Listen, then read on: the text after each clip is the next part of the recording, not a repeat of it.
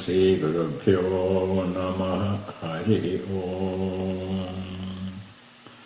ഓം പാർത്ഥായ പ്രതിബോധിതാം ഭഗവതാ നാരായണേന സ്വയം വ്യാസേന കൃതിതാം പുരാണമുനിനാ മധ്യേ മഹാഭാരതം അദ്വൈതാമിതവർഷിണീം ഭഗവതീമഷ്ടാദശാധ്യായിനീം അംബ ത്വാമനുസന്ധതാമി ഭഗവദ്ഗീതേ ഭവദ്വേഷിണീം. കഴിഞ്ഞ ദിവസങ്ങൾ നമ്മൾ ഭഗവത്ഗീതയിലെ ആദ്യത്തെ അധ്യായം, പ്രഥമ അധ്യായം നമ്മൾ പഠിക്കുകയുണ്ടായി. ഇന്ന് ദ്വിതീയ അധ്യായത്തിലേക്ക് നമുക്ക് കിടക്കാം. അതിനു മുമ്പ് ഒരു സാരാംശമൊന്ന് നോക്കി എന്താണ് ഒന്നാമത്തെ അധ്യായത്തിൽ നമ്മൾ പഠിച്ചത് എന്നൊന്ന് നമുക്ക് വിചാരണ ചെയ്യുകയും ചെയ്യാം.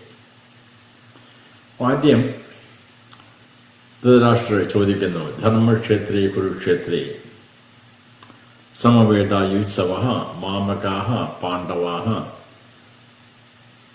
കിം അകുർവത ഹേ സഞ്ജയ, ഇങ്ങനെ ചോദിക്കുന്നു.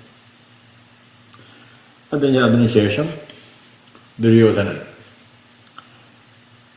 പാണ്ഡവ സൈന്യത്തിനുള്ളതും കൗരവ സൈന്യത്തിനുമുള്ള യോദ്ധാക്കളെ പരിചയപ്പെടുത്തുന്നു. ശേഷം ഭീഷ്മ പിതാമഹൻ സിംഹനാദം ശംഖ്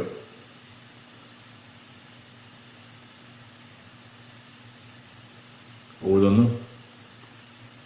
അതിനുശേഷം പാണ്ഡവ സൈന്യവും ശംഖൂതുന്നു.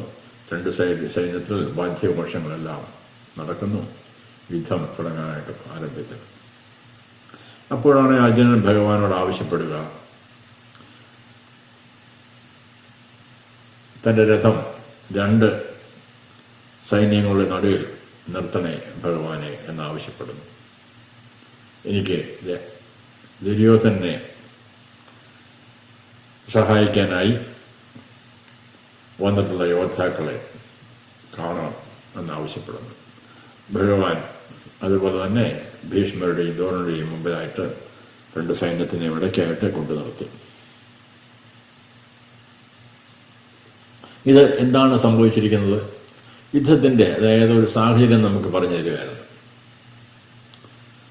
ഇരുപക്ഷത്തിനും യുദ്ധത്തിനായി തയ്യാറായി നിൽക്കുന്ന സാഹചര്യം, ദുര്യോധനൻ പാണ്ഡവ സേനയുടെ ശക്തി കാണുന്നതും തുടർന്ന് ഇരുഭാഗങ്ങളും ശംഖനാഥം മുഴക്കുന്നതും എല്ലാമായിട്ട് ഒരു സന്ദർഭം നമുക്ക് ഉണ്ടാക്കിത്തുന്നു. അർജുനനൽപ്പം മനം മാറ്റം ഉണ്ടായി. അപ്പോൾ അദ്ദേഹം ആരോടാണ് യുദ്ധം ചെയ്യേണ്ടതെന്ന് കാണാൻ ആഗ്രഹിക്കുന്നു. പക്ഷെ അവരെ കണ്ടപ്പോൾ അവരുടെ അധർമ്മത്തെയോ അനീതിയോ കാണാതെ അവർ തൻ്റെ സ്വന്തം ബന്ധുക്കളാണെന്നുള്ള ഭാവമാണ് അദ്ദേഹത്തിൻ്റെ മനസ്സിൽ ശക്തമായി ഉറച്ചത്. അതോടൊപ്പം അർജുനന് വിഷാദവും.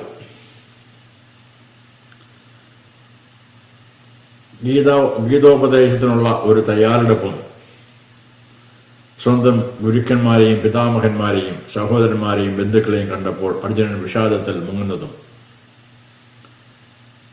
ശേഷം അദ്ദേഹത്തിൻ്റെ ശരീരം തളരുന്നു, ഗാന്ധീവം കയ്യിൽ നിന്ന് വീഴുന്നു, മനസ്സ് ഭ്രമിക്കുന്നു. അദ്ദേഹം പറയുന്നു, വിജയം, രാജ്യം, സുഖം എന്നിവയെല്ലാം എന്തർത്ഥമില്ലാത്തതാണ്. അതിനുവേണ്ടി മഹാപാപം ചെയ്യാനായിട്ട് നമ്മൾ ഒരുങ്ങിയല്ലോ. അങ്ങനെ ഒരു മാനസിക തകർച്ചയോടെ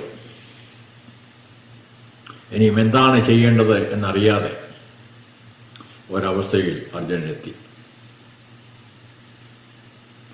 അപ്പോൾ അതിനെ അല്പം ഒന്ന് വീക്ഷിച്ചാൽ നമുക്കറിയാം, ഭഗവാനെ അർജുനന്റെ മനസ്സിൽ കൂടി പോയ ഭാവം എന്താണ്, അത് എന്തിനാലുണ്ടായി?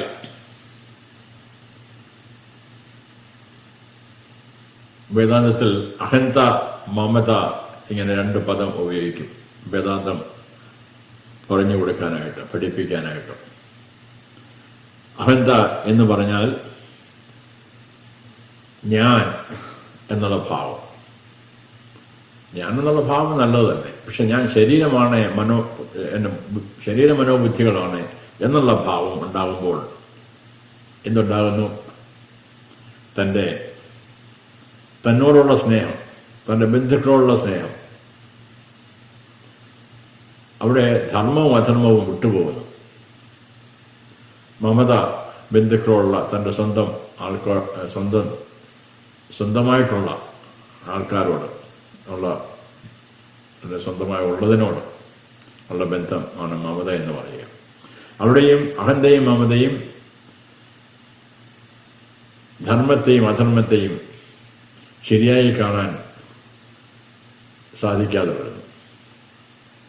അതാണ് നമ്മൾ ഇവിടെ 1-ാമത്തെ അധ്യായത്തിൽ കണ്ടത്.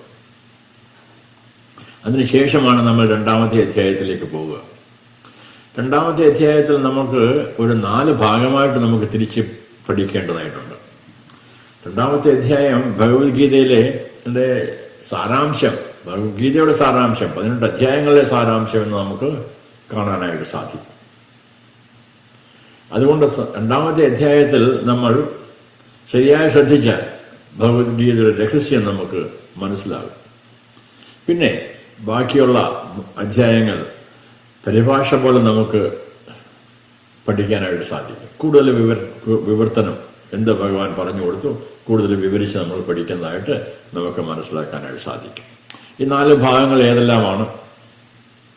ആദ്യം അർജുനന്റെ വിഷാദം, അത് നമ്മൾ 1-ാമത്തെ അധ്യായത്തിൽ കണ്ടു. തുടർന്ന്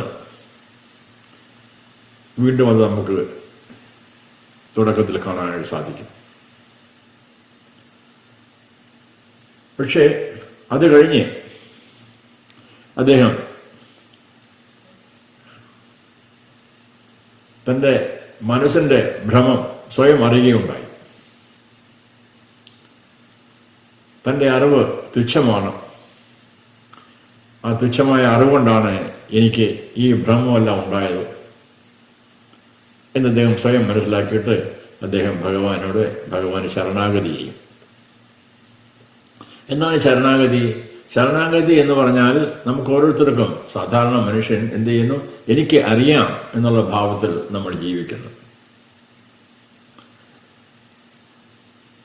ഗുരു ഉപദേശം സ്വീകരിക്കണമെങ്കിൽ എനിക്കറിയാമെന്ന ഭാവം ത്യജിക്കേണ്ടതായിട്ടിരിക്കുന്നു. എപ്പോൾ അറിവ് കൊണ്ട് ഒരു ഗുരുവിൻ്റെ അടുത്ത് ചെല്ലുമ്പോൾ ഗുരുവിൻ്റെ ഉപദേശം നമുക്ക് പ്രയോജനമാകത്തില്ല. എൻ്റെ അറിവ് ഒന്നുകിൽ ശരിയല്ല, അല്ലെങ്കിൽ എനിക്ക് അറിവില്ല എന്നുള്ള ബോധത്തിൽ ഗുരുവിൻ്റെ അടുത്ത് ചെല്ലുമ്പോൾ മാത്രമേ ഗുരു ഉപദേശം നമുക്ക് ഫലപ്രദമാകുകയുള്ളൂ. പുരാതന കാലത്ത് നമ്മുടെ വേദിക് ടൈമിൽ അങ്ങനെയുള്ള ശിഷ്യന്മാർ വന്നാൽ അവർക്ക് ഉപദേശം കൊടുക്കുകയില്ല, അവരെ ശിഷ്യന്മാരായിട്ട് സ്വീകരിക്കുക പോലുമില്ല. ഇന്നത്തെ ആധുനിക കാലത്ത് അല്പമൊക്കെ വ്യത്യാസം വന്നിട്ടുണ്ട്. എങ്കിലും മനസ്സ് മുഴുവൻ അറിവാണ്. അറിവും കൊണ്ട് ഗുരുവിൻ്റെ അടുത്ത് എന്നാൽ പഠിക്കാൻ സാധിക്കത്തില്ല. അർജുനന്റെ ശരണാഗതിയിൽ അർജുനൻ പറയുന്നു, എനിക്ക് എന്താണ് ഭഗവാനെ ചെയ്യേണ്ടതെന്ന് അറിയില്ല, എന്താണ് ചോദിക്കേണ്ടതെന്ന് പോലും അറിയില്ല, എന്താണ് എനിക്ക് ശ്രേയസ്സെന്നും അറിയില്ല. നമ്മൾ ആ ശ്ലോകങ്ങളൊക്കെ പിന്നെ കാണും. അതുകൊണ്ട് അങ്ങ് എനിക്ക് ശ്രേയസ് എന്താണ് അത് നിശ്ചയിച്ച് എനിക്ക് ഉപദേശിച്ചു തരിക എന്ന് ഭഗവാൻ പറയും. അങ്ങനെ 1 മുതൽ 10 വരെയുള്ള ആദ്യത്തെ 10 വരെയുള്ള ശ്ലോകങ്ങളിൽ ഇങ്ങനെ ഒരു ചുരുക്കമാണ് ഉള്ളത്. അതിനുശേഷം 11 മുതൽ 30 വരെയുള്ള ശ്ലോകങ്ങളിൽ നമുക്ക് കാണാം ഭഗവാൻ ആത്മജ്ഞാനം ഉപദേശിക്കുന്നു.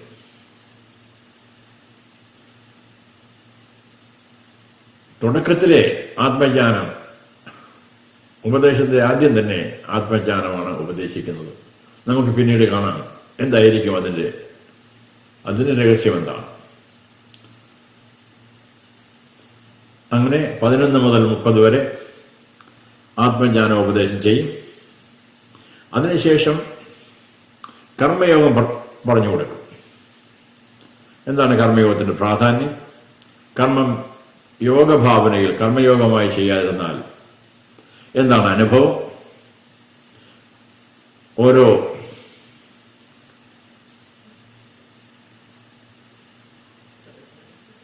വ്യക്തിക്കും അവരവർ ചെയ്യുന്ന കർമ്മം എത്ര പ്രാധാന്യമുള്ളതാണ്, അവരവരെ അനുഷ്ഠിക്കേണ്ടതായ കർമ്മം ചെയ്തില്ലെങ്കിൽ എന്താണ് സംഭവിക്കുക, ഇതേപ്പറ്റിയൊക്കെ വിവരിച്ചു കൊടുക്കും. കർമ്മയോഗത്തിന് ശേഷം പിന്നെ 31 മുതൽ 53 വരെ ശ്ലോകങ്ങളിൽ സ്വധർമ്മം, കർമ്മയോഗം, സ്വധർമ്മം ഇത് പറഞ്ഞു കൊടുത്ത ശേഷം അർജുനൻ ചോദിക്കും, കർമ്മയോഗത്തിൽ കൂടെ കിട്ടുന്നത് സ്ഥിതപ്രജ്ഞ ഭാവമാണ്. അപ്പോൾ അർജുനൻ എന്നെ അറിയാൻ ആഗ്രഹിക്കുന്നു, സ്ഥിതപ്രജ്ഞ ഭാവം എന്ന് പറഞ്ഞാൽ എന്താണ്, എങ്ങനെയിരിക്കും സ്ഥിതപ്രജ്ഞൻ, എന്തായിരിക്കും സ്ഥിതപ്രജ്ഞ ചെയ്യുക, ഇതേപ്പറ്റി അർജുനൻ ചോദിക്കുമ്പോൾ അത് വിശദീകരിച്ച് 54 മുതൽ 72 വരെ അങ്ങനെ പറഞ്ഞു കൊടുക്കുന്നു.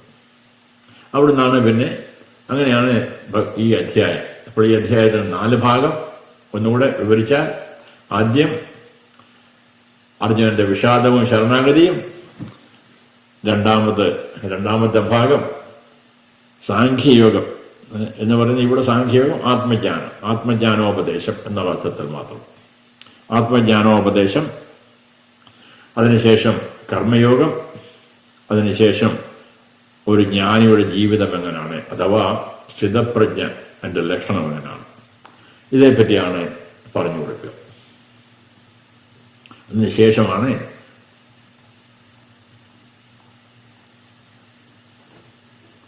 ഭഗവാൻ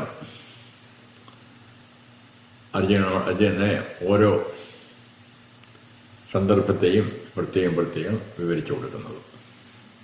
പിന്നെ കർമ്മയോഗത്തെപ്പറ്റി കൂടുതൽ 3-ാമത്തെ അധ്യായത്തിൽ ഓരോന്നിനെയും പിന്നെ വീണ്ടും ഏത് 2-ാമത്തെ അധ്യായത്തിൽ ഉപദേശിച്ചു കൊടുത്തോ അതിനെ തന്നെ വീണ്ടും കൂടുതൽ വിവരം അർജുനന് വീണ്ടും ചോദ്യങ്ങളുണ്ടാകും. അതിനെ കൂടുതൽ മനസ്സിലാക്കി കൊടുക്കാൻ വേണ്ടി, കുറച്ചുകൂടെ സരളമായി മനസ്സിലാക്കാൻ കൊടുക്കാൻ വേണ്ടി, അർജുനന്റെ എല്ലാ സംശയങ്ങളും മാറ്റി കൊടുക്കാൻ വേണ്ടി ബാക്കിയുള്ള അധ്യായങ്ങൾ നമുക്ക് കാണാം. എന്നാൽ 2-ാമത്തെ അധ്യായത്തിൽ പൂർണ്ണമായ എല്ലാ സന്ദേശങ്ങളും ഉണ്ട്. 1-ാമത്തെ അധ്യായത്തിൽ കൂടെ ഭഗവാന് മനസ്സിലായി, അർജുനന്റെ രോഗം എന്താണെന്ന് മനസ്സിലായി, അർജുനന്റെ രോഗം ശോകവും മോഹവുമാണെന്ന് മനസ്സിലായി. അപ്പോൾ സാധാരണ ഒരു ഡോക്ടറെ അടുത്ത് ചെല്ലുമ്പോൾ നമ്മൾ രോഗിയുടെ ശരിയായ രോഗം എന്താണെന്ന് മനസ്സിലാക്കിയ ശേഷമാണല്ലോ ചികിത്സ ചെയ്യുക. അതുപോലെ അർജുനനെ സ്വയം വെളിപ്പെടുത്തി തന്റെ രോഗം എന്താണെന്ന്. അത് മറ്റൊന്നുമല്ല, അദ്ദേഹത്തിന്റെ ശോകവും മോഹവും. അതെന്തുകൊണ്ടുണ്ടായി? തന്റെ അഹന്തയും മമതയും കൊണ്ട്. അപ്പൊ ഇതിന്റെ മൂല കാരണം കണ്ടുപിടിച്ചു. അപ്പോൾ ഭഗവാന്റെ ചികിത്സ അഹന്തയും മമതയും ഇല്ലാതാക്കുക,